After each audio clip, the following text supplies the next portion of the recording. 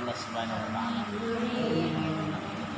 Alhamdulillahirabbil alamin wassalatu wassalamu ala Rasulillah wa ala alihi wa sahbihi ajma'in, amma ba'd.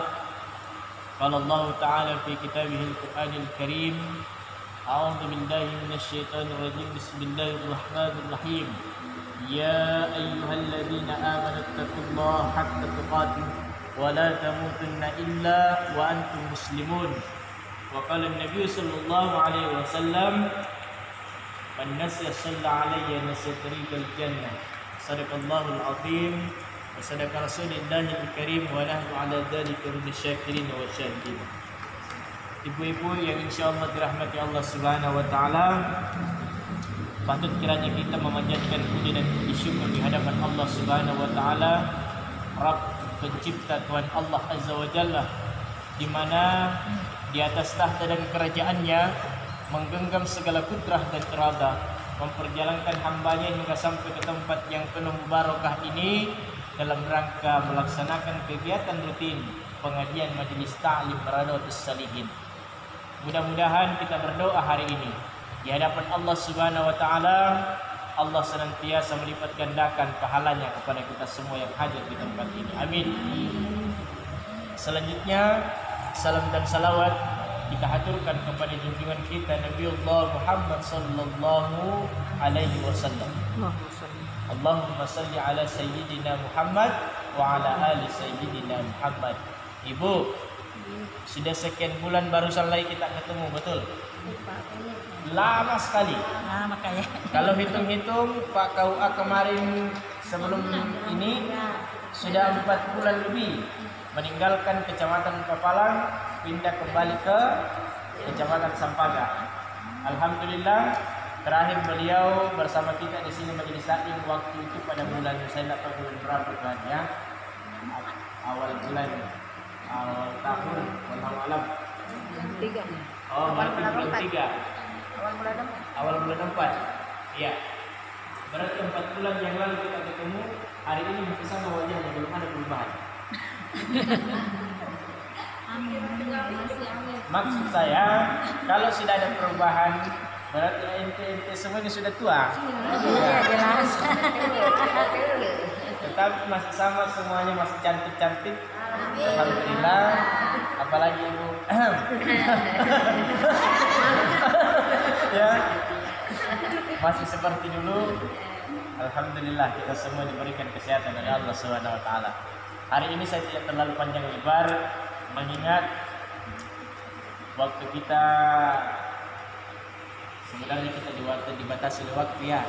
Yang kedua, ada teman saya yang jauh di sana mau pulang bawa anak, jangan sampai kemalaman sampai di rumah. Belum lagi memasak, belum kehujanan, kasihan ya.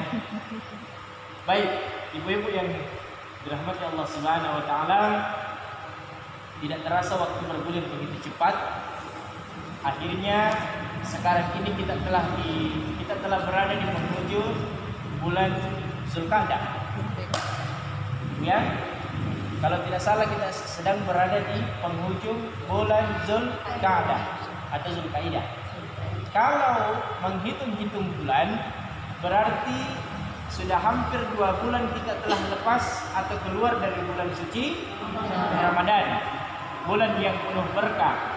Maka kalau saya mengambil 2 bulan yang lalu yaitu Ramadan, maka sia-sialah bagi kita yang diberikan oleh Allah umur yang panjang bertemu dengan Ramadan kemarin, kita tidak manfaatkan sebaik mungkin.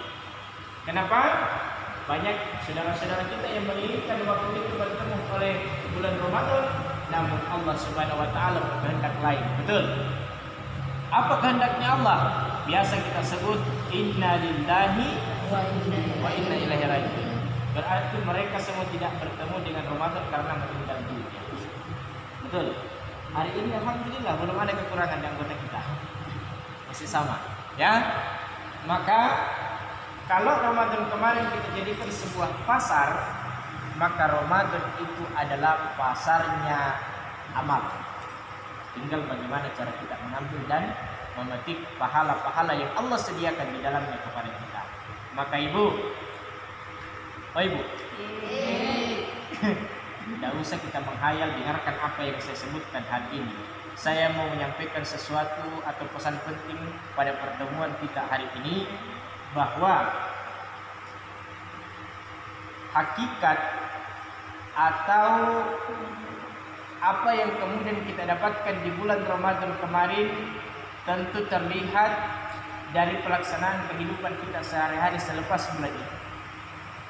Maka ada sebuah perandaian, Ibu. Apakah seekor buaya berpuasa?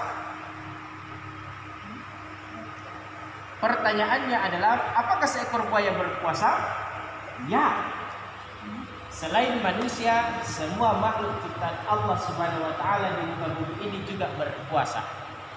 Termasuk perandaian. Seekor buaya, ia berpuasa ketika seekor buaya itu mengerami telurnya. Dia tidak makan apa-apa. Maka setelah selesai atau usai mengerami telurnya, ia keluar dari sarangnya, maka seekor buaya itu akan semakin ganas dan semakin sangar. Apapun yang melintas di depannya akan dihantam dan akan dimakan. Artinya apa? Kalau kita kembalikan kepada seorang muslim yang usai melaksanakan ibadah puasa Ramadan sebulan penuh, melanjutkan puasa 6 hari di bulan Syawal, kemudian ia lebih buruk dari yang sebelumnya, maka puasanya itu sama dengan puasanya seekor buaya. Mudah-mudahan tidak ada yang seperti itu di sini. Ya, tadinya di bulan Ramadan sebelum masuk Ramadan Pak cerita, Pak gosip, biar jilbab si temannya nak gosip. Lepas Ramadan tambah lewat ini. Ya, maka puasanya itu sama dengan puasanya seekor buaya. Yang kedua, seekor ular. Ular juga ini berpuasa, Bu. Kapan ular itu berpuasa? Ketika ular ini hendak mengganti kulit. Dia tidak makan sedikit pun. Dia tidak makan apa-apa. Maka pertanyaannya adalah apa? Maka konsepnya di sini adalah kulit yang terganti dan menggantikan tadi ini tidak ada bedanya, sama saja, betul.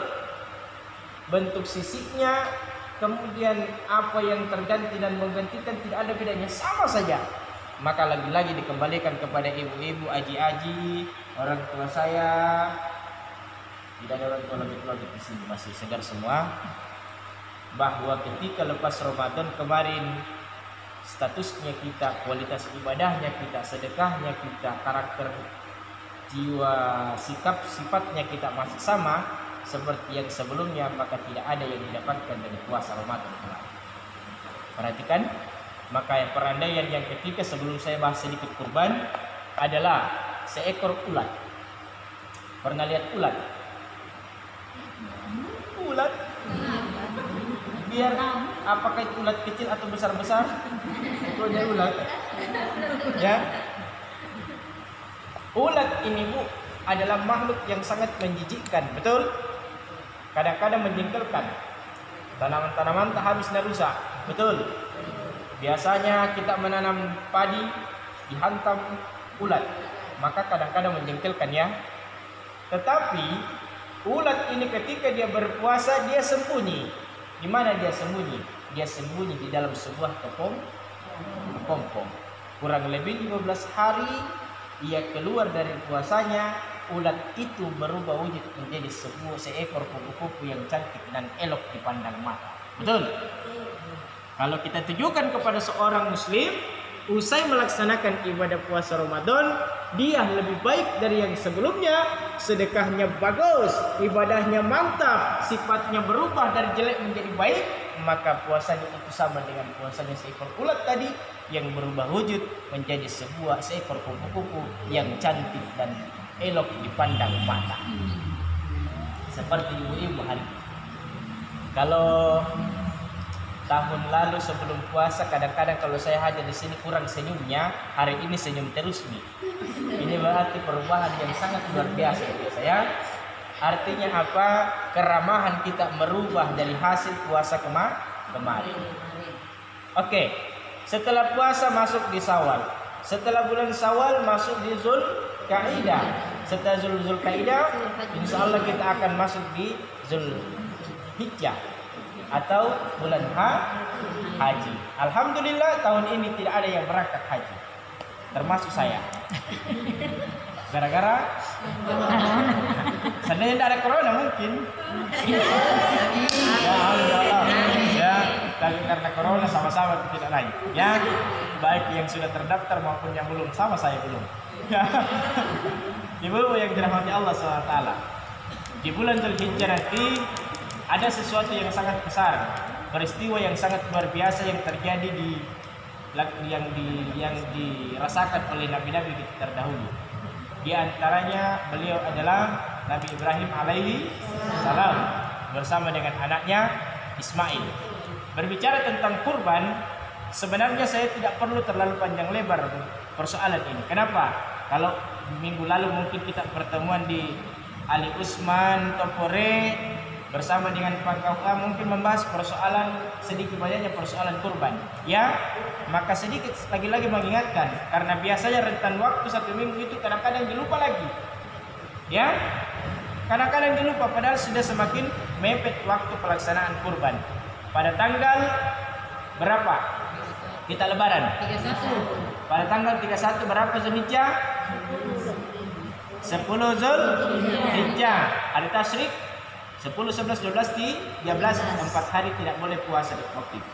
Ya, kenapa diharamkan waktu itu berpuasa? Karena sesungguhnya hitungan-hitungan kalender Islam kita 4 hari itu masih dalam suasana lebaran. Saya kira kurang lebih penjelasannya Pak Kuwa sama saya. Ya, jadi hari besar, hari raya terbesar umat Islam sesungguhnya bukan di bulan Ramadan, tetapi hari besar, hari raya terbesar umat Islam sesungguhnya ada di bulan Dzulhijjah. Ada. Tuan barang. Lanjut. Apa itu kurban? Ya kurban, berkurban. Ya, maka konteks kurban sesungguhnya diambil dari bahasa Arab yang berarti kurban atau udiyah, yaitu menyembelih seekor hewan kurban. Di antaranya adalah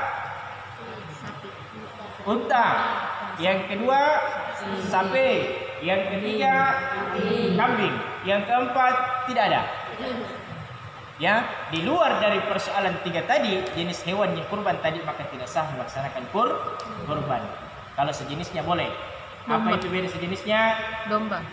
Kambing, domba, biri-biri sejenis. Ya, betul. Sapi, Kerbau. kerbau sejenis. Bagaimana kuda? Tidak dijelaskan dalam hukum fikih. Maka yang wajib disembelih adalah kalau bukan sapi, ada kerbau, tak dipotong. Nah, ibu-ibu yang dirahmati Allah Subhanahu wa taala, hakikat kurban itu sendiri adalah apa? Taqarrub. Apa itu? Mendekatkan diri kepada Allah Subhanahu wa taala. Maka ingat, penyampaian sebelum saya tutup ini perlu saya sampaikan bahwa Allah menjelaskan dalam Quran surah Al-Kautsar, fasal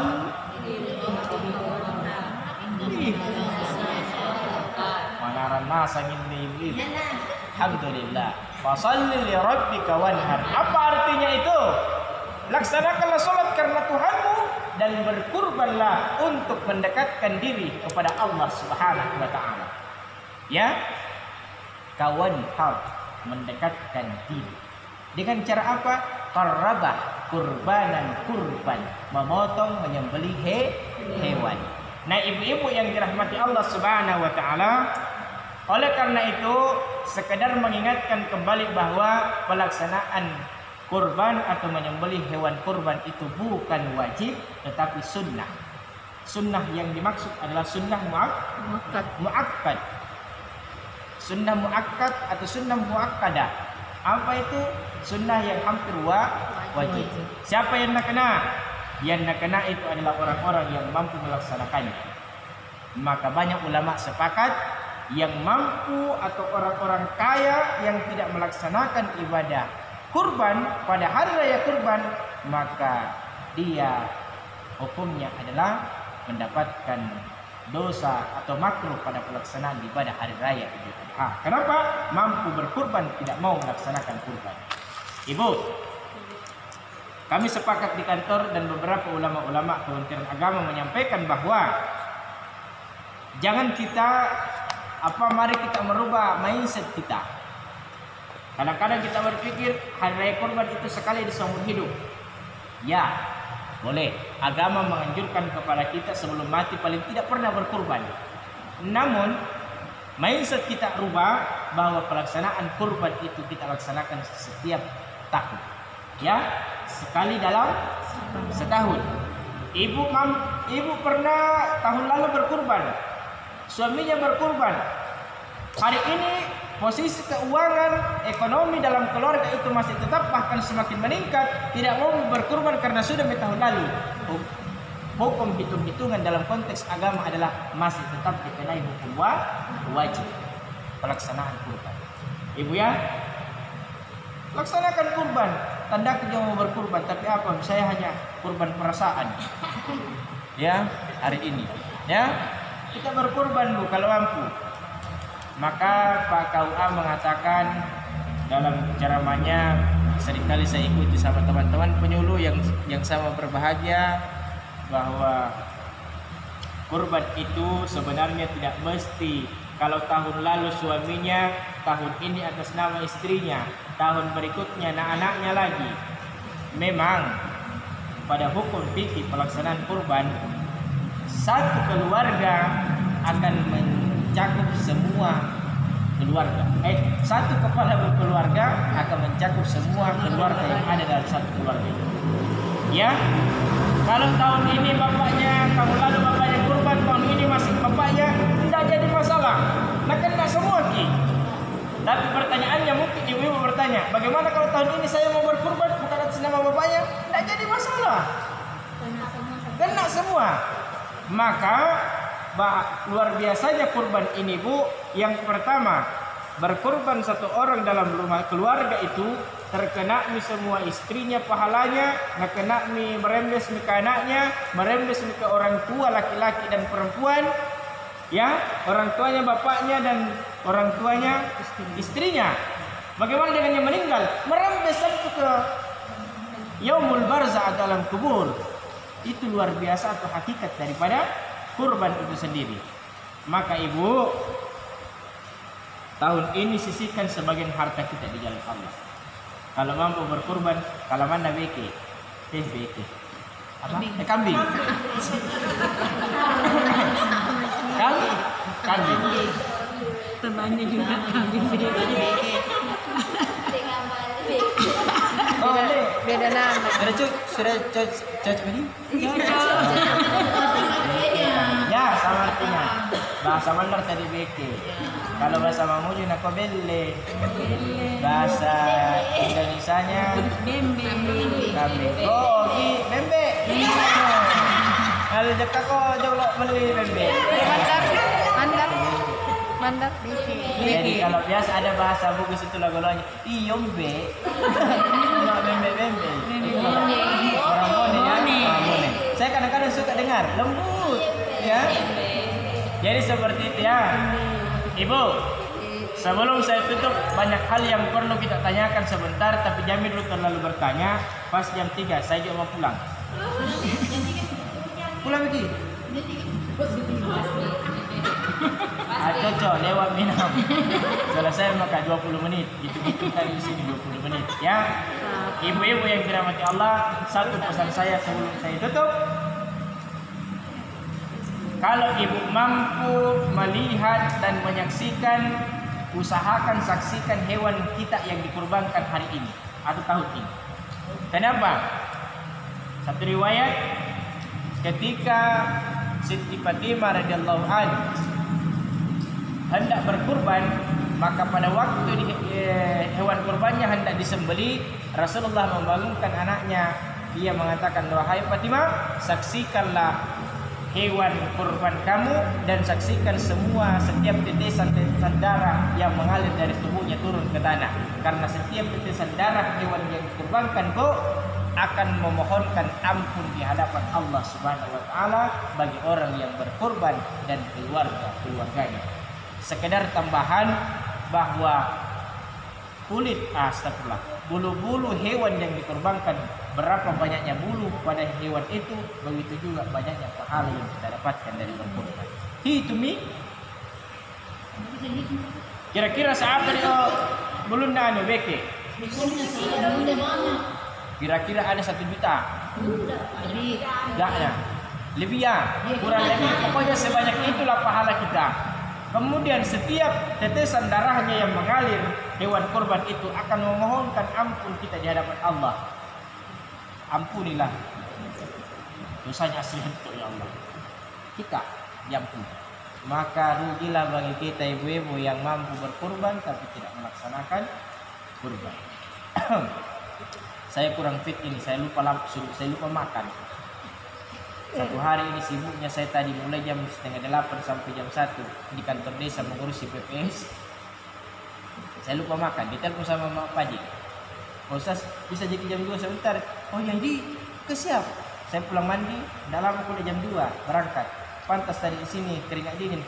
Bunyi-bunyi perut, artinya itu bawa kami ke sini. Kita mau makan. Baik. Demikian apa yang kami sampaikan.